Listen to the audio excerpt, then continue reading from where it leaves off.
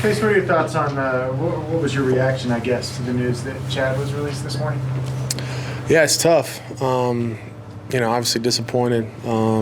Chad's a really good friend, and we spent a lot of time together in the meeting room, off the field, on the field, working extremely hard. So, as a friend, man, I'm hurting for him. And, talked yesterday, wish him the best, and, hope and pray that everything works out, and it's a tough situation. But, I know, tough times. I think he'll bounce back and be stronger from it. Could that situation have been avoided, Case? Could somebody have stepped in and that's not for me to say. It's just it's a tough situation, overall with a lot of things. So, but that's tough for me to say. Did you think he had taken a lot of steps forward in terms of his maturity since you've been here? Yeah, I mean, I didn't know Chad, except for when I got here in, April. And I think, from then, he's worked his tail off. And I was proud of him, the way he played, what he showed this preseason and, the things he did on the practice field. So, he's a heck of a football player. And he came a long way even when I was here.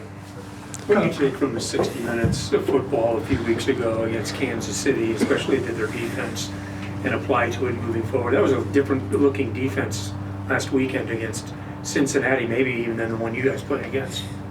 Yeah, I mean, you take that's every divisional game. You take what you did against them last time. You take what you did against them the year before, and you learn from it. They're a different team. They played a lot of football since then. We're a different team, so playing different people. Obviously, some injuries and some people out, and some different guys out there. But it's Kansas City Chiefs. Denver Broncos. We are who we are, and I think it's gonna be a great matchup. You see, their only loss came when the Patriots put up 43 points. Do you feel like, as a quarterback, you have to put up 40 in order to give your team a shot?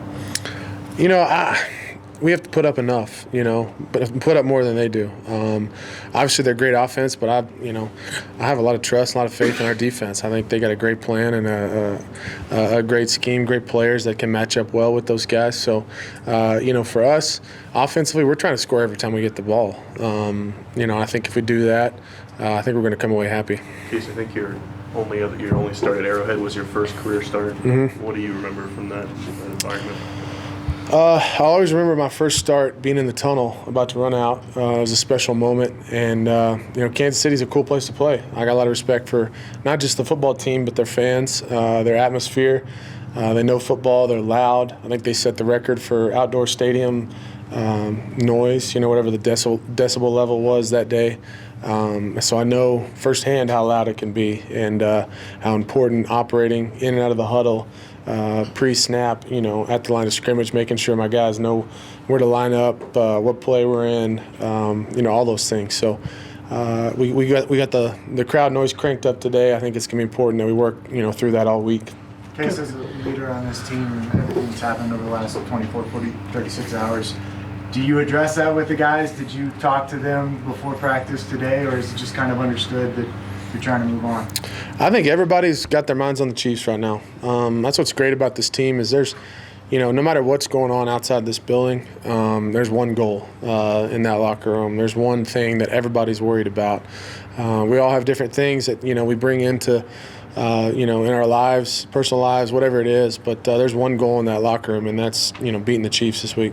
Both Chris and Emmanuel kind of alluded to this idea that this game could change how the season's viewed, even within your own locker room. Perhaps you see it that way. At 3-4, win on the road in division. Is there that sense that this game can kind of alter the way the path is moving forward?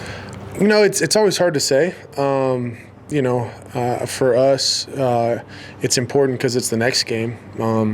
Last week was huge, and you win last week, and it makes this game huge, and we win this week, and next week's huge. So I know how that goes week after week, and that's why my main focus is this week. We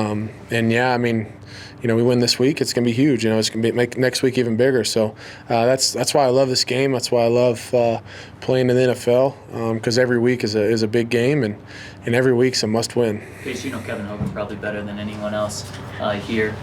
What type of player and person is he?